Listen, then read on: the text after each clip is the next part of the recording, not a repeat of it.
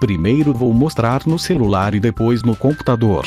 No celular, abra o navegador e toque no campo onde digitamos a URL. E digite as iniciais do site que você quer remover.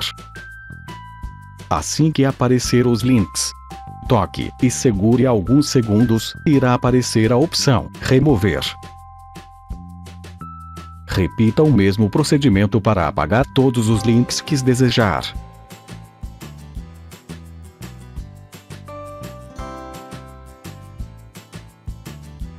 No computador é bem parecido. Abra o navegador e digite as iniciais do site na barra de endereços.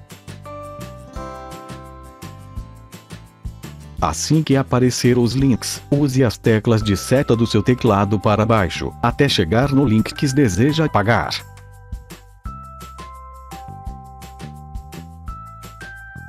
Assim que o link estiver selecionado, aperte e segure a tecla Shift e aperte a tecla Delete.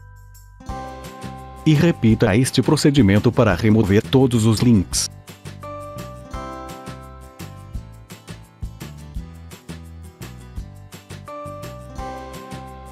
Não se esqueça de curtir e se inscrever em nosso canal.